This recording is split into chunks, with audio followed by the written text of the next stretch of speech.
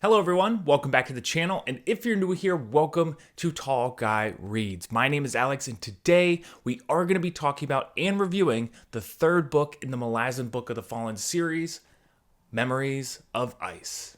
Let's do it.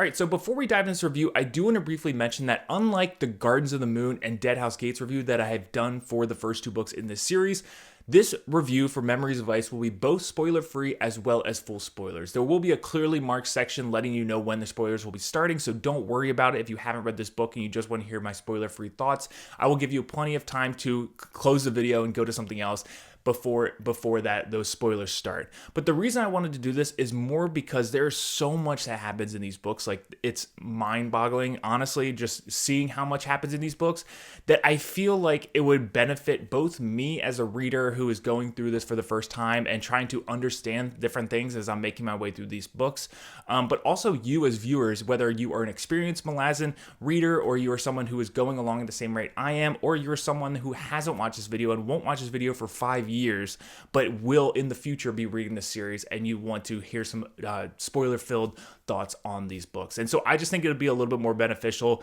and more worth your time to kind of talk in spoilers, for me to talk in spoilers about this book. So especially because we are 3 books in this series, so that is what we're going to do.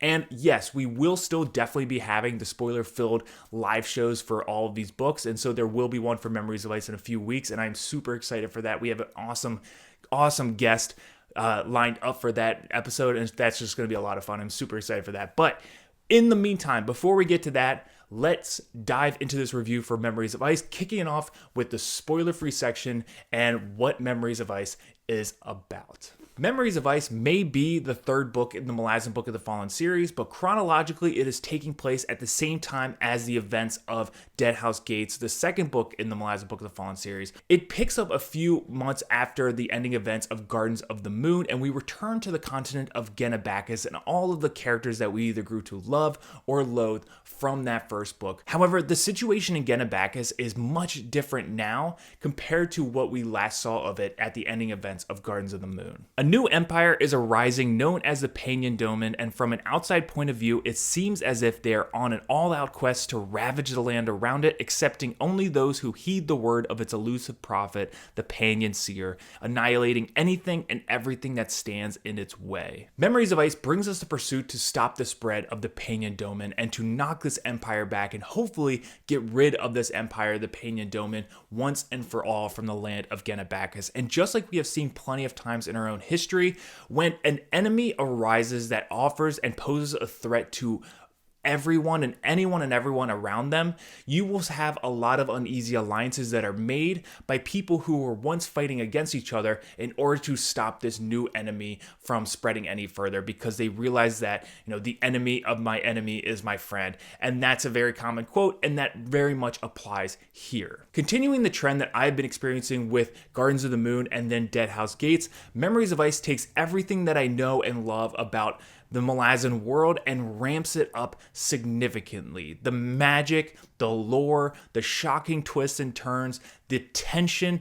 the mass army conflicts, the emotional devastation, the world building, the absolute scope of this world just expands dramatically from what I have come to know and expect from the first 2 books in this third book. And I absolutely loved every single thing about this. I'm going to be honest, my expectations for this one were pretty high. I know a number of people who have read all 10 books in the series and maybe even some of the other books in the Malazan world who have Memories of Ice either at the top of their personal rankings for the main 10 books in the series or right up there. I did enjoy Gardens of the Moon quite a bit. I really enjoyed Dead House Gates.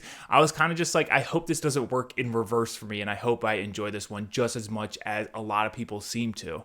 And I have to say, I was pleasantly surprised because I really did. And I was a little bit unsure how this was going to play out because we are returning to the characters that we had grown to know and love from Gardens of the Moon, as well as I had heard that this book is much denser than both Gardens of the Moon and Dead House Gates, and is just a longer book than Gardens of the Moon and Dead House Gates. So I really didn't know what I was going to experience on this first time through Memories of Ice.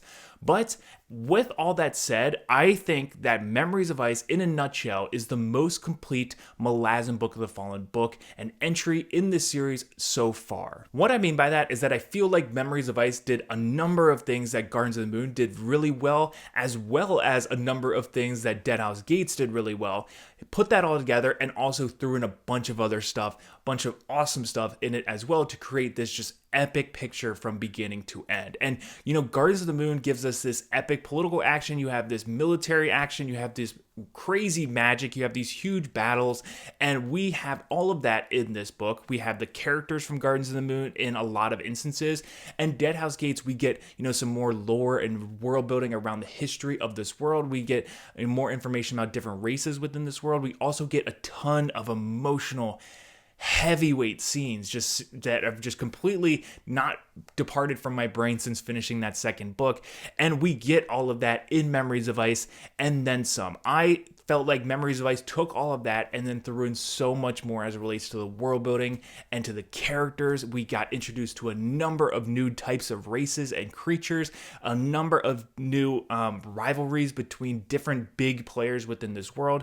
There's just a significantly number of new characters that are added in this third book, and all of this just resulted in some of the most emotional character scenes that I have experienced in this series so far, and just some of the best and most rewarding military action scenes I've read in this series, let alone fantasy. And so overall, Memories of Ice was just a really complete picture for the Malazan Book of the Fallen. And for me, as soon as that first prologue hit in this book to the end of the epilogue, I just felt like, yes, I see why people love this series so much. I see how massive the scope of the Malazan series is, and I can just kind of somewhat grasp how big this world is and how much people love it for that reason. All the other ins and outs and all the different characters and all the different themes and everything that is poured into these books. I felt like Memories of Ice was the fullest picture that we have seen yet, and as a result, it just was the most rewarding book in the series so far for me. While I love those first two books, Memories of Ice was just something different, and it really, really just landed with me on so many different levels, and I just had an absolute blast with this book. And I know, if you're watching this and you haven't read this book, you may be wondering, should you read this? And I think that's a kind of a complicated question, because I would absolutely say yes, go read it. But if you really, really did not enjoy the first two books in the series, you didn't enjoy Gardens of the Moon, you did not enjoy Dead House Gates for whatever reason, whether it's the writing style, whether it's the themes, whether it's the plot, whether it's the whole world itself, that's not going to go anywhere. That's still very much here. All of that is still here in Memories of Ice, and honestly, I would argue that it's there times 12. There's just significantly more of what we saw in those first two books. So if you really don't like it in those first two books, I don't know if I'd recommend this book to you, and it might just be safe to say that this series isn't for you, but I would still highly urge you to check it out, because I do think that it steps the ante up a little bit, quite a bit. And on the other side of the coin, if you enjoyed Gardens of the Moon, you enjoyed Dead House Gates, or maybe you enjoyed one significantly more than the other, and you're wondering if you should continue on with this series, I absolutely think you should. Simple answer: if you love the first two books, you should absolutely go read this book, because I think this book just offers so much that the series can offer. I really think that this book takes so many things that the first two books in the series does so well and combines it, and then throws in a number of other twists and turns that you just won't see coming that may or may not land with you, but for me, they absolutely landed for me. Memories of Ice is an epic, emotional, dark, gritty, pulse-pounding, gripping, epic fantasy story, and I absolutely loved it, and I hope you do as well. So if you haven't read this book and you are just checking out the spoiler-free section, definitely let me know in the comments below what you're deciding to do, if you want to read it or not, and maybe even update me when you finish reading it, because I would love to hear what you think about the book. But with that said, we are going to end the spoiler-free section here. We are going to be moving to the spoiler section, so I'll probably put something on the screen to let you know if you are watching the screen and you wanted to see a clear indicator that this is going to be where the spoilers start. But from here, spoilers start. So just a heads up, you have 5, 4, 3, 2, 1.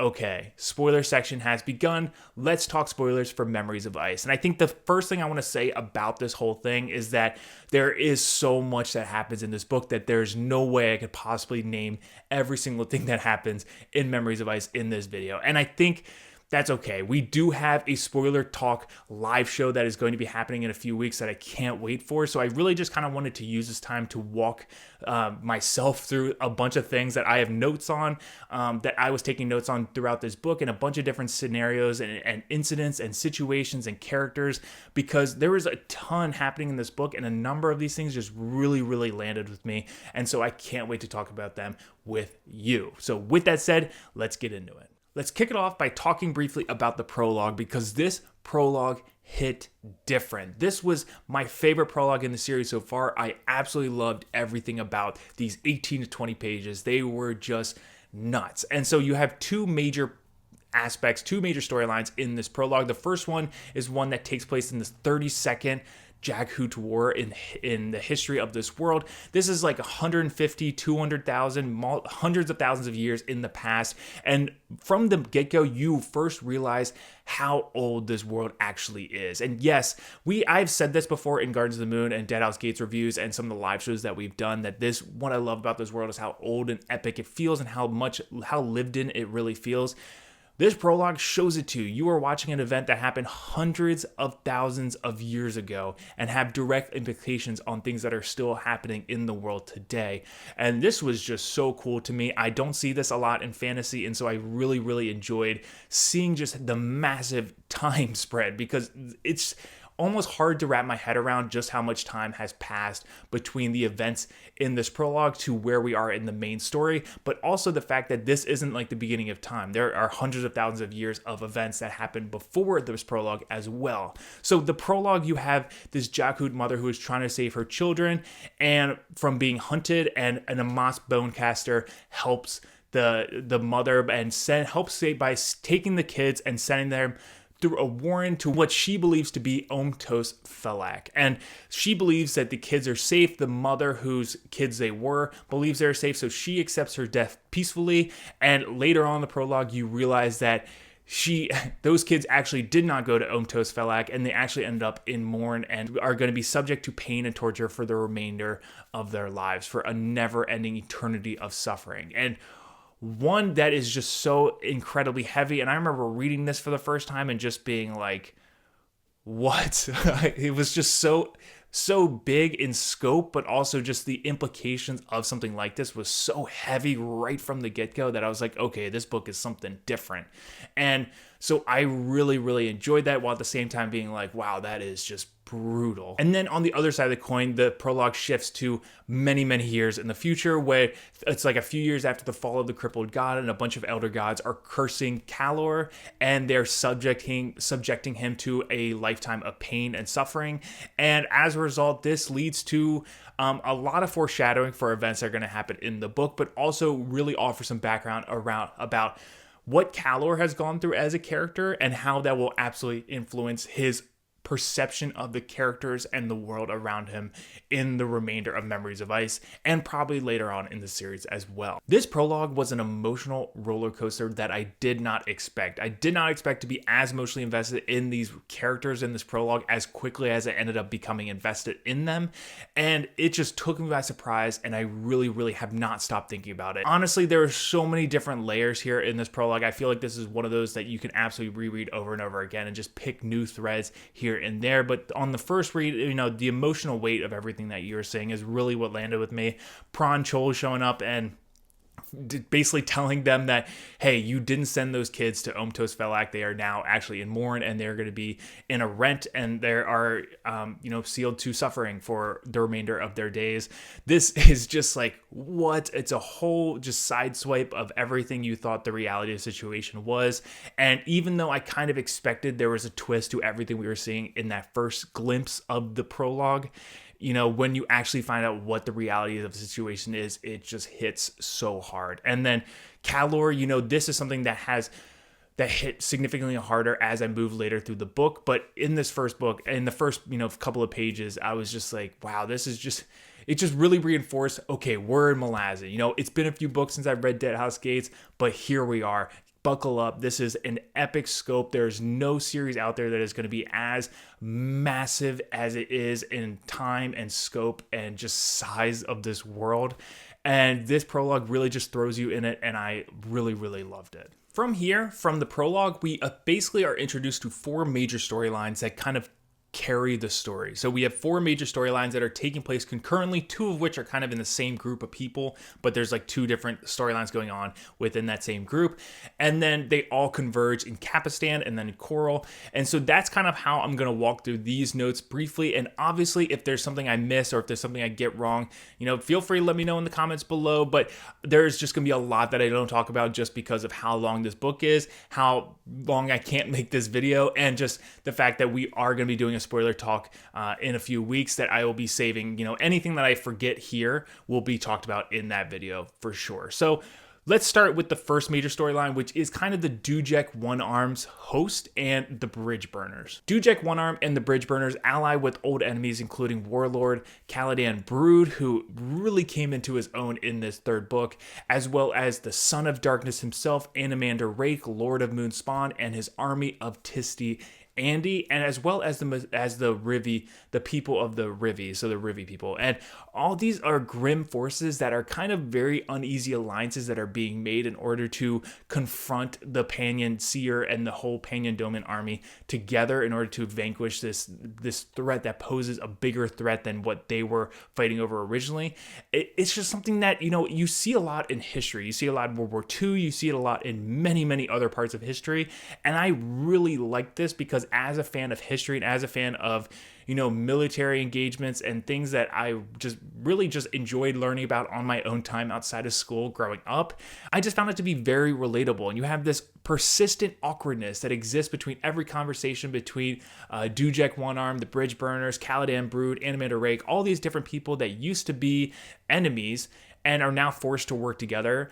It's just something that is both funny, but is also at the same time very, it's something that really resonated with me because of just, how realistic this felt. In One-Arm's house, you have Dujek, obviously, and you have Whiskey Jack and Ganos Paran and Quick Ben, and all of these characters, I was introduced to them in the first book in Gardens of the Moon, and I really enjoyed a lot of them there, but this book just really ramped it up for me for a number of them. So Quick Ben was one of my favorite characters in that first book, and I loved him in Memories of Ice. Honestly, I was so gung-ho for him. Every single scene that he was in this book, I was just like, yes, Quick Ben gets it. Follow him. He is so powerful. He is going to do what he wants to do. I just absolutely associated with his character and really, really loved watching him progress and really just understood what he was fighting for and what he really understood of being the real threat about here. And his constant reminders of what's really going to happen if the crippled god breaks loose and destroys Burn and tries to, bring up the House of Chains again. All of this was stuff that was just adding so much complexity to this world and the situation that we are having here between what seems pretty simple between you have the Malazan army with, this new alliance with their former enemies combating against the Panyan Doman, but there's actually so much more at play, so much old and evil and just ancient historic lore and world building that is baked into this world that is going to reappear for better or for worse. And you just have Quick Ben running around telling everyone that we have to do whatever we can to stop this. Quick Ben, awesome character. Ganos Paran, let's talk about him for a second because I also really enjoyed him from the first book, but this book was again, it just really improved his character for me. We get introduced to him. He's sick. He has this sickness, and I was constantly trying to figure out what is wrong with this guy. And obviously, we now find out that he is a new unaligned card in the deck of dragons. He is the master of the deck, and the implications of this were just like, wow, okay, this character just became something entirely different.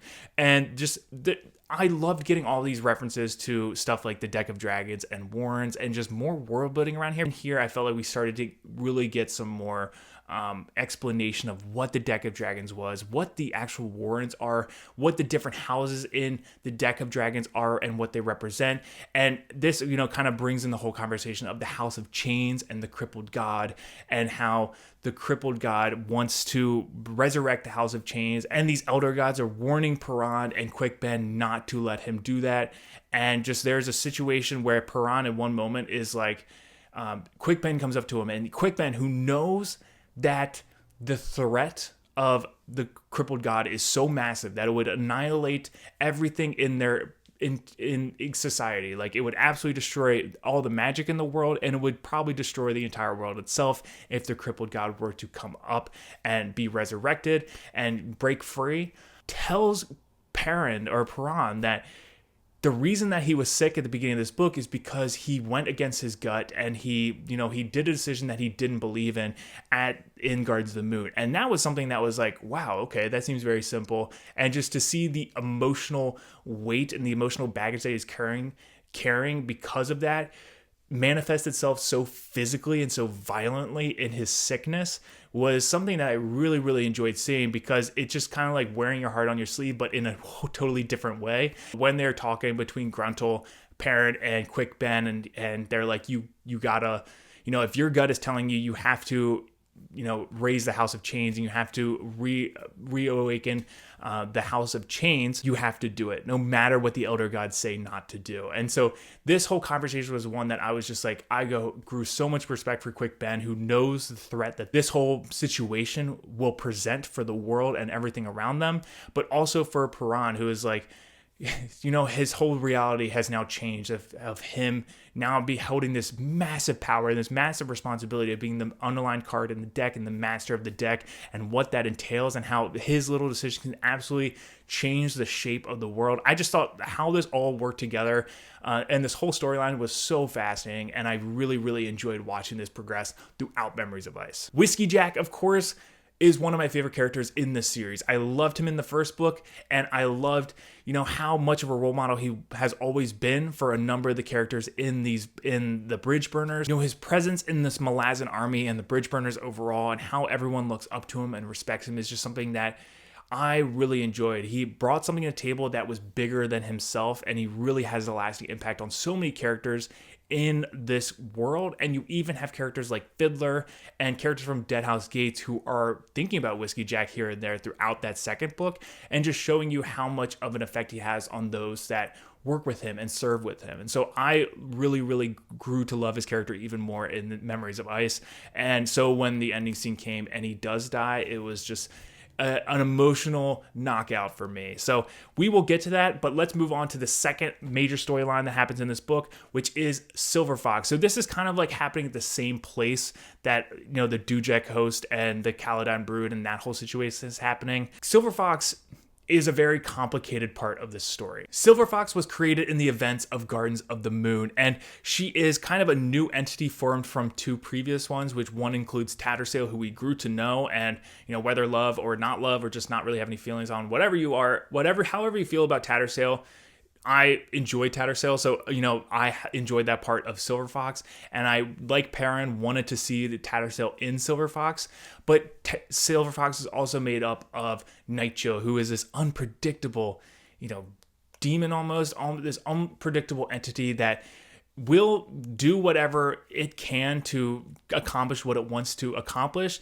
and you really don't know what decision this entity is going to make. So the combination of Nightchill and Tattersail in this being of Silver Fox really creates a violent and different and hard to relate person. And while I want to see the best in her, like I did, like Perrin does and Whiskey Jack does, and all these characters want Tattersail to basically, they want Silver Fox to become the second Tattersail. Slowly, as the story progresses, you realize that is just not the case. Silver Fox is Silver Fox. She might be made up of these other entities within her, but she is her own person and her own entity. I gotta let it go. Like, I can't see Tattersail in her when they're talking between Perrin and Silver Fox or anything like that. This is a totally different person. Silver Fox has summoned the undead Talani Mas to undergo the second gathering, which will determine the future of their species, as they have been a race of undead who have been fighting the Jakhud for 250,000 years at this point, and this is their moment to find out, what's going to happen next. All they want is peace. Basically, everything has been stripped from them that made them who they were back in the day. Every single thing except the fact that they exist. So it was very easy for me to really sympathize with them as characters, especially when Silver Fox tells them, no, I'm not going to set you free yet. We need you. This was something that I was like, damn it, I knew I should have seen this coming. but it didn't take it with the blow away any harder or easier than it might have. Silver Fox, also the other side of Silver Fox is this whole relationship with her mother, or the Mai. Basically, the mother who birthed her is, as Silver Fox is gaining energy and is growing so rapidly and is becoming Silver Fox as she is destined to be, she is draining the Mai of all of her energy and all of her power, and really just taking this woman from this loving mother to being this person that, while she still loves Silver Fox for sure, she definitely resents her in some instances. And later in the book, she is just so stripped of everything that she aligns with her identity. And so at one instance, she felt like she had the world in front of her. She felt like she had all these options and the world was her oyster. And now the only reason she's here is to be the person that brought Silver Fox into this world, and is now that has happened and Silver Fox doesn't want to associate with her because out of fear of bringing more pain to the Mai, she just feels like her entire life is worthless and pointless. And this is just a really, really complex relationship. It is a huge, a very, very interesting look at motherhood in this story. Erikson takes this and kind of blows it out into this extreme view of the Maibi and Silver Fox relationship. And it's just become something that is just sad to read about. I mean, God, every scene with the Maib in this book, and it's just how much, she was telling me as a reader that, like, yes, I love Silver Fox, but man, I'm just losing every part of me that is making me who I was and making me who I used to be, to the point that she runs away. Obviously, she gets kidnapped with the help of Cole and Marilia, but outside of that, she doesn't want anything to do with Silver Fox, and she thinks that Silver Fox doesn't want anything to do with her. And this is another thing about Silver Fox that I understand why a number of people don't like her character. Silver Fox is really bad at communicating, and I think that for me, as someone who did enjoy her character, I love the complex situations that were created as a result of her character being in all these relationships with all these different people. Her communication style was to simply not communicate in a lot of instances, and a lot of these instances had repercussions that were just tragic. So the Maibi, Silver Fox never really talking to the Maibi about anything, and just kind of only seeming like she was taking from the mother, but never offering anything beyond that taking and what she needed, really resulted in the Maibi wanting nothing to do with life anymore. And that was just tragic. Honestly, I understand why. She has all these entities within her that are constantly at force. She has all these different voices in her head that are constantly forcing her to tell her to do something one way or another. And so she might feel like the best way to harness this is just be quiet and not say anything and just keep everything to yourself out of fear of making things worse. I get that, but it definitely created some frustrating incidents for me as a reader as it relates to a number of the characters and in relation to Silver Fox in Memories of Ice. But Silver Fox as a character, I really enjoyed her storyline, to be honest. I never found myself bored with her storyline, and while I didn't agree with everything that she was doing, I definitely found that, there it was kind of like the Wild West. There was always going to be something tense and something crazy and something potentially disastrous that was going to happen every time we got to a Silver Fox chapter. Silver Fox, whether you liked her or not as a character, for me, I just felt like her storyline, there were so many intricacies to it that had huge repercussions on a variety of different characters' plot lines in the rest of this book, that it's almost, this book would not be the same without the story of Silver Fox. All right, and the third major storyline that we have going on in Memories of Ice is the one of Tak the Younger and Onos Tulan. I See a Friend. Like, this whole storyline was just something that was, man, this was a doozy. So Onos Tulan, Tool, the Talani Mas, is a character that I loved because he was cool. Like, I really enjoyed him as a character in that first book because I was like, wow, this is awesome. This undead warrior who's coming to help out. I liked his character quite a bit, and I just thought he was a really interesting world building part, a really interesting character, and I just thought he represented a race of people that I just had so many questions about. And so watching him grow to respect Tak the Younger in this part of this book was really, really rewarding in a lot of instances. But Tak the Younger, man, I felt for this guy. So Tak the Younger, we essentially see him and Onos Tulan Tool side with the secular army and their leader, Lady Envy, and eventually they arrive and they get to the land of the Panyan. And so through Talk's POVs, we see more of the Pain and Seer than we do through kind of anyone else's POVs.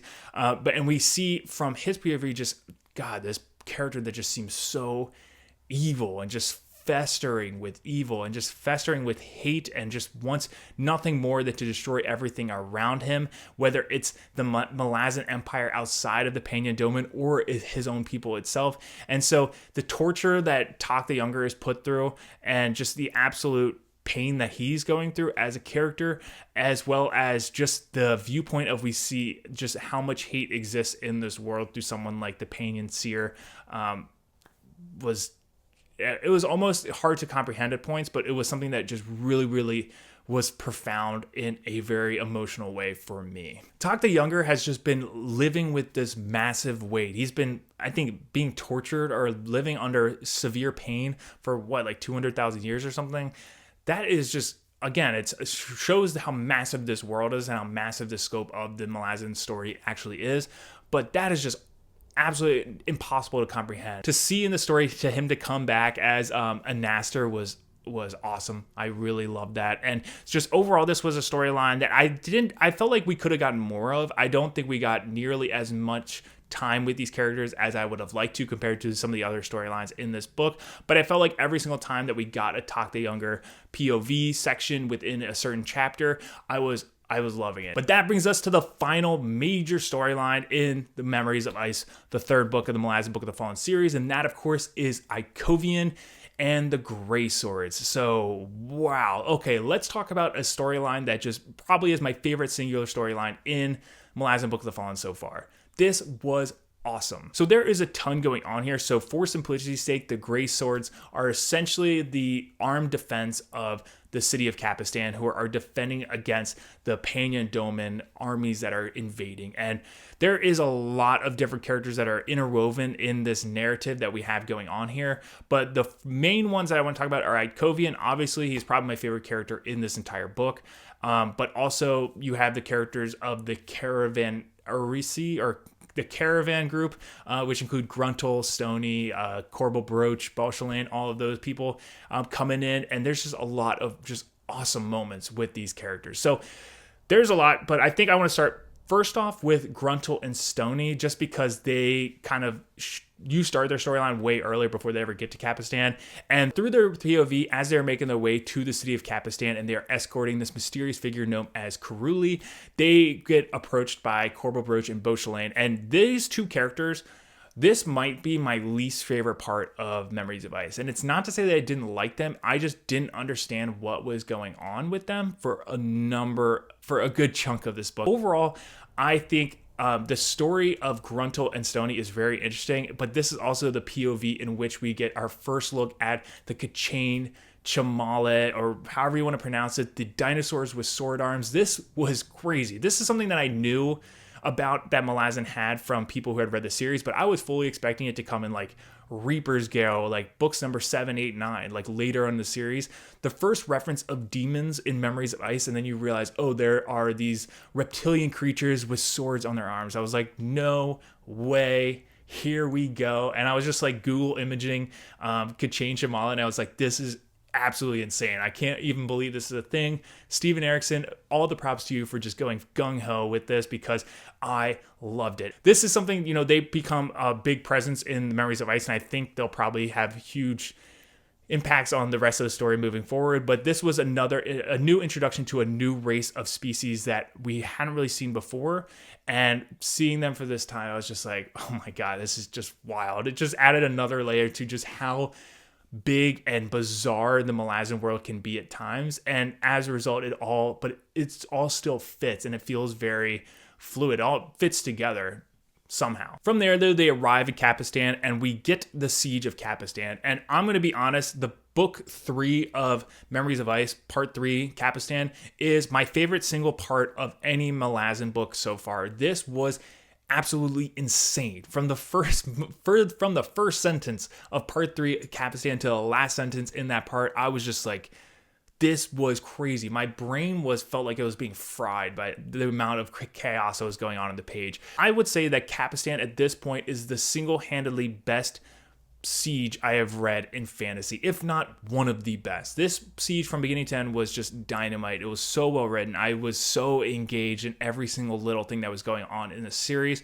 in the story, like the bouncing around from character to character for all these different angles, from the city of Capistan, watching the Teniscowry and the Panyan and just the Children of the Dead Seed and all these different just crazy, cannibalistic, dark forces start entering the Capistan, and just the absolute violence. I mean, this is so violent. This is like some of the darkest stuff that I've read in Malazan so far is happening in this siege. And as it all happens, you're just being like constantly reminded by how much the bodies are piling up, how much dead there is, how much blood is on the streets.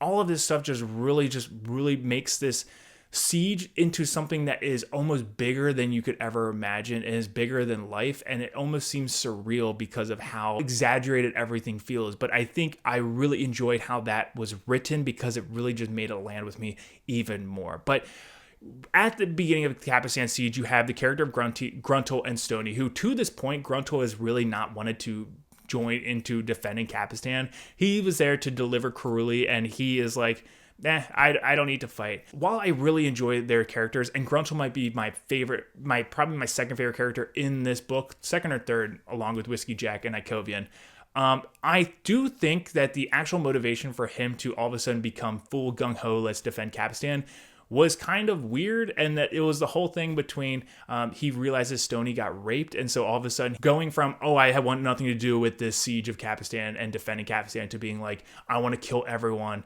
and I want to defend Capistan. I just felt like, I don't know, I felt like the way it was handled was a little bit, I know this book was written 20 years ago and something, but I just felt like it was 0 to 100 real quick, and I felt like it could have just been handled better, and I didn't really like that whole aspect of it. But more so just because of how much emotional weight was put behind sexual assault and everything in the second book with Felison and Deadhouse Gates, that I felt like in this book, while we do get a good look at how Stony handles it afterwards, the way we see it from Gruntle's POV is just like, it's almost a little unrelatable because of just how quickly he gets from A to B and being like, I want nothing to do with this fight. I want to kill everyone. You can't bring me back. And I don't know. I just thought the way it was handled was a little bit off. And while that really didn't work for me, it doesn't take away from the fact that I love the characters of Gruntle and Stony. I love their relationship with each other throughout the constant bantering they had, the constant chirping at each other that they were happening in parts 3 and 4 of this book especially. I loved that about them, and I just really felt for Stony in this moment. And Gruntle, as a character, I thought when he becomes the mortal sword of Treach and starts going off, and all these characters are watching him being like, he'll never be the same. This is never, Gruntle's life has changed, whether he wants to accept it or not. This was just really, really awesome stuff. It was epic. This was like something I felt like I was watching a movie, watching this happen. And it was just I really enjoyed it, because you also got the viewpoint of someone like Ikovian, who is kind of leading, he's the shield anvil of Capistan, and he is getting word that, okay, there's this caravan guy who is just going off and is just killing everyone in his wake and is on this siege of revenge that just seems like there's no end to it. And they're talking about Gruntle, and this whole thing, I love seeing the bounce back between Gruntle's POV and how much damage he is doing to the Panyan Doman and the Teniscowry, as well as getting Ikovian's POV and them talking about him as this figure that's like larger than life. And from your time with Gruntle that he's not larger than life. He's just a guy who all of a sudden decided that this is what his mission was, and he was going to do it. And he does become a larger than life when he becomes the mortal sword of Treach. But this was just something I really, really enjoyed. But that brings us to Ikovian, who I think is probably my favorite character in this entire book, because of just how complex his character is. Ikovian is the shield anvil of Feanor, and he is here to defend Capistan at all costs. And man, this is a character that I just really, really respected. I think in a world and a series like Malazan Book the Fallen, where all of these characters are just so powerful or so magical in different ways. You have characters like Animander Rake, you have Elder Gods, you have Crippled Gods, you have Warrens, you have Mages, you have these huge undead armies. You have dinosaurs with sword arms. You just have a lot of magical, supernatural, and paranormal powers and forces that are existing in this world. You have a character like Ikovian who's like none of these, but yet probably has my favorite and the most profound arc of any character so far, and probably honestly has a more of a lasting impact on this world than many of these really magical characters will have. And it just landed with me so much. And obviously one major theme that a lot of people talk about and associate the series of Malazan Book of the Fallen with is compassion. And while you have seen definitely semblances of it in the first two books for sure, I think the third book in the story of Ikovian is the most on the nose and the most aggressive look at this theme of compassion. And it really resonated with me. And obviously, at the end of this book, in the Siege of Korra, which is one of the most epic magic battles and sieges I've ever read. It was awesome. And to believe that it followed up Kapisan, which I was like on the floor about, was just back to back these massive, well-written battles. Kudos to you, Erikson. But at the end of this one, Ikovian is not the shield anvil anymore because Fëanor is no longer here. He takes upon all the suffering of thousands of Talon Eye, and he does so because of compassion. And this is something that Silver Fox originally rejected because she needed them. She needed the Talon. She needed the Yamash. She needed these undead warriors who were going to help them defeat the Panya Domin. Even though they desperately asked her earlier, she said no because that was her decision at that point in time. And this incident with Ikovian saying, yes, I know we need them, but I have to let them go. I have to take upon their suffering and give them peace, is just one of the most profound things that I've read in this series. And I am sure that this is one of those parts of this book that a lot of people always talk about when they talk about Memories of Ice, and for good reason. There's a quote that Ikovian says that is probably one of those that a lot of people and readers of Malazan will probably never forget when they read it for the first time. And so I will try to put it on the screen, but if not, this quote goes, "We humans do not understand compassion. In each moment of our lives, we betray it. We know of its worth, yet in knowing, we then attach it to it a value. We guard the giving of it, believing it must be earned. Compassion is priceless in the truest sense of the word. It must be given freely in abundance." When Ikovian says this and he's taking all the suffering of all these undead warriors, knowing that, yes, we need them, but it's not just about us. It's not about what's convenient for us. It's about what they need as well. This is the right thing to do, despite all signs pointing against it. This hits so hard for me. Like, I was reading this and I read this probably 3 or 4 times, just this couple of paragraphs of when this is instances and all these other people and Silver Fox looking upon Ikovian doing this was just like, wow, this man has become a legend in a lot of ways. Like, he will have a lasting impact on me as a reader, but probably the rest of the world, definitely the rest of this world, more so than many people that are textbook more powerful than he is on a day-to-day basis that exists within the world of Malazan Book of the Fallen. So I know this is a very big talking point as it relates to Memories of Ice, and I'm sure we will absolutely be talking about this in abundance in the spoiler talk show in a few weeks. But I just want to say that I love this point, and this whole arc of Ikovian from the beginning of this book, who is tasked with defending Kapistan, all the way to the end when he's really just this larger than life presence who is doing the right thing despite all signs pointing not to.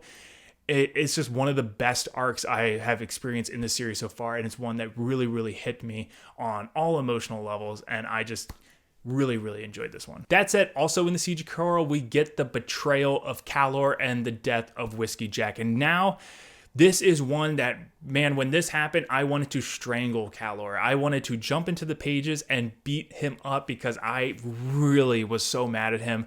But yet, after some time away from it, I'm looking back at it, I'm like, this was the most predictable thing I could have ever seen coming. Calor has been suffering, like the prologue said, for hundreds of thousands of years. He has been in pain, he has been cursed, and he just kind of resents someone like Silver Fox who comes in. He doesn't trust her. He's been warning us, the reader, and all the people in this situation, this entire book, to kill her. So when a moment presents itself that he may betray them and betray Silver Fox and the people that align themselves with her, shouldn't be that big of a surprise. But man, did it just knock me in the gut, because Whiskey Jack is a character that I absolutely love. I loved him in Gardens of the Moon. Here he probably became my second favorite character, probably one of my favorite characters overall in the series. I loved Whiskey Jack, and knowing of how stubborn he is, the fact that they constantly were referencing the fact that he was just not getting his knee fixed, is not getting his leg fixed, and all of a sudden for him to die as a result of that and then be killed by Calor is just gut-wrenching. And I was so caught off guard when this happened. I was reading it and I was like, wait,